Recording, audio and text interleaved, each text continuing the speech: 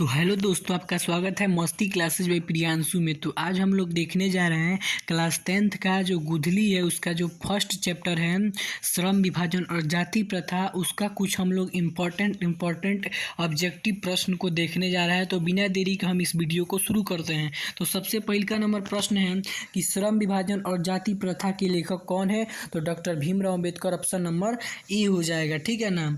और दूसरा नंबर प्रश्न कहता है कि बाबा साहब भीमराव अम्बेडकर का जन्म जो हुआ था वो कब हुआ था? तो 14 अप्रैल 1891 में, ऑप्शन नंबर ए हो जाएगा, ठीक है। तीसरा नंबर प्रश्न कहता है कि बाबा साहब भीमराव अम्बेडकर का जन्म किस राज्य में हुआ था? तो महू के मध्य प्रदेश में हुआ था, ठीक है। चौथा नंबर प्रश्न है कि श्रम विभाजन और जाति प्रथा जो है यह गद्य की कौन सी विधा है? तो यह है क्या है? निबंध है, ऑप्शन नंबर सी हो जाएगा, ठीक है। पांचवा नंबर सवाल है कि भीमराव अंबेडकर के विख्यात भाषण एनिहिलेशन ऑफ कास्ट के हिंदी रूपांतरण किसने किया है? तो ललाई सिंह यादव ने, ऑप्शन नंबर बी हो जाएगा, ठीक है। अब आता है 6वां नंबर सवाल कि भारतीय संविधान के निर्माता किन्हें कहा जाता है? तो डॉक्टर भीमराव अम्बेडकर को भारतीय संविधान के निर्माता कहा जाता है, ठीक है। अब आता है 7वां नंबर प्रश्न कि भीमराव अम्बेडकर, यही वाला प्रश्न है तो इसको आगे बढ़ाते हैं। 7वां नंबर प्रश्न कहता है कि श्रम विभाजन जाति प्रथा पाठ जो है यह बाबा साहब के किस भाषण से संपादित अंश है? तो यह आपका एनिहिलेशन ऑफ कास्ट जो भाषण है उसी से यह लिया गया है, श्रम विभाजन और जाति प्रथा।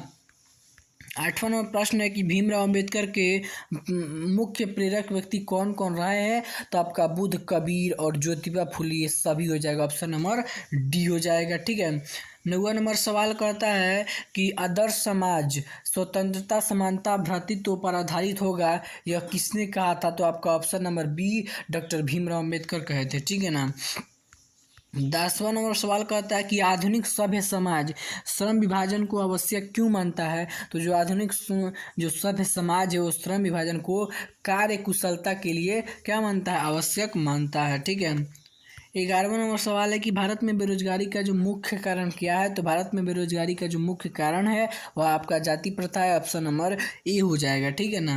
अब आपका 12वां नंबर प्रश्न है कि समाज और राजनीति में बेहद सक्रिय भूमिका निभाते हुए अंबेडकर ने किनको मानवीय और अधिकारों को दिलाने के लिए अनेक सारा प्रयास किए हैं? तो अछूतों को, स्त्रियों को, मजदूरों को, इनमें सभी हो जाएगा, ऑप्शन नंबर डी हो जाएगा। 13वां नंबर सवाल है कि संविधान निर्माता अंबेडकर के अनुसार आदर्श समाज किस पर आधारित होना चाहिए? तो स्वतंत्रता पर, समानता पर और भ्रातृत्व, इनमें से सभी, ऑप्शन नंबर डी हो जाएगा, ठीक है।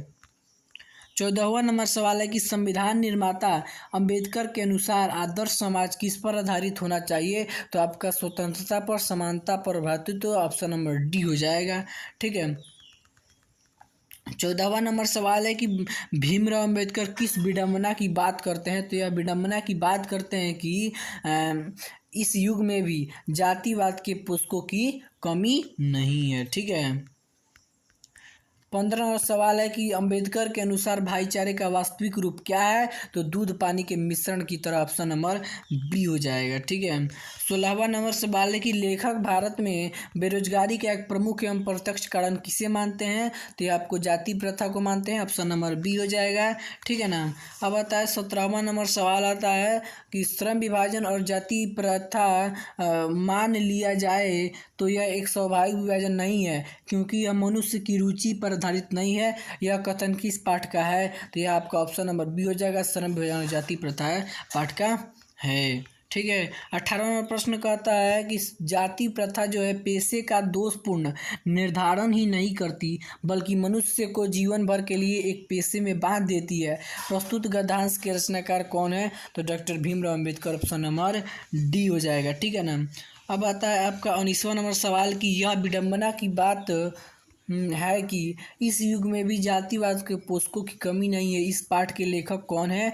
यह पाठ कहाँ से लिया गया? तो यह आपका श्रम विभाजन जाति प्रथा, ऑप्शन नंबर बी हो जाएगा, ठीक है ना।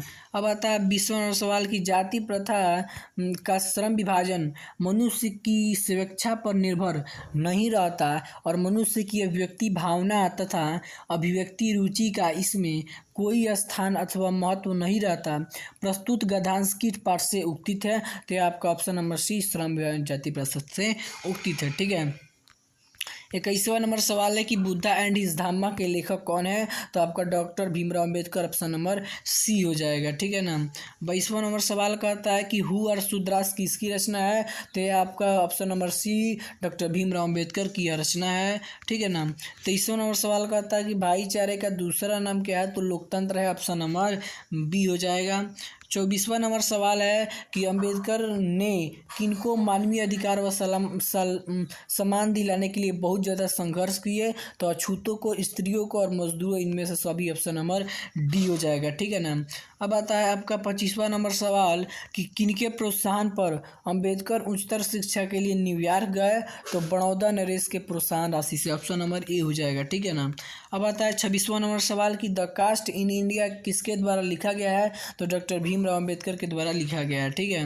अब आता है 28वां नंबर सवाल कि भारत सरकार के कल्याण मंत्रालय से बाबा साहब अम्बेडकर संपूर्ण वर्णमय नाम से कितने खंडों में प्रकाशित हो चुके? तो 21 गो खंड, ऑप्शन नंबर सी हो जाएगा, ठीक है। अब आता है आपका 29वां नंबर प्रश्न कि श्रम विभाजन और जाति प्रथा जो भाषण है लाहौर की किस वार्षिक सम्मेलन के लिए तैयार किया गया था? तो 1936 के लाहौर अधिवेशन के लिए यह आपका तैयार किया गया था। 30वां नंबर सवाल है कि इस युग में भी जातिवाद के पोषकों की कमी नहीं है, लेखक के अनुसार यह कैसी बात है? तो यह एक विडंबना, मजाक की बात है, ऑप्शन नंबर बी हो जाएगा, ठीक है। अब आता है 31वां नंबर सवाल कि बाबा साहब भीमराव अम्बेडकर का निधन कब हुआ था जी? तो यह उनका निधन हुआ था 1956 में हुआ था, ठीक है, 1956 में। कहाँ में? तो दिल्ली में शायद हुआ था।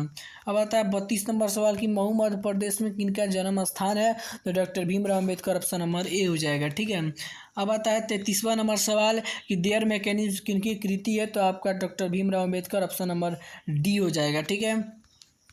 34वां नंबर सवाल है कि विडंबना का अर्थ क्या होता है? तो विडंबना का अर्थ होता है उपहास, उपहास होता है, ऑप्शन नंबर सी हो जाएगा, ठीक है। अब आता है 35वां नंबर सवाल कि मानव मुक्ति के पुरधा किसे कहा गया है? तो डॉक्टर भीमराव अम्बेडकर को मानव मुक्ति का पुरधा कहा गया है, ठीक है। अब अगला प्रश्न की ओर बढ़ते हैं। 37वां नंबर प्रश्न की जाति प्रथा जो है स्वाभाविक विभाजन नहीं है, क्योंकि यह रुचि पर आधारित नहीं होने के कारण जाति प्रथा जो है स्वाभाविक विभाजन नहीं है, ठीक है। तो यह आपका यह ऑब्जेक्टिव प्रश्न समाप्त हुआ। तो इतना ही आपका पहले का चैप्टर सब्जेक्टिव बना था, उतना बना दिए हैं हम लोग। अगर आपको हमारा यह वीडियो अच्छा लगा हो तो हमारे वीडियो को ज़्यादा से ज़्यादा शेयर करें, और ऐसे ऐसे वीडियो को देखने के लिए हमारे चैनल को जा कर के अभी सब्सक्राइब करें, ठीक है।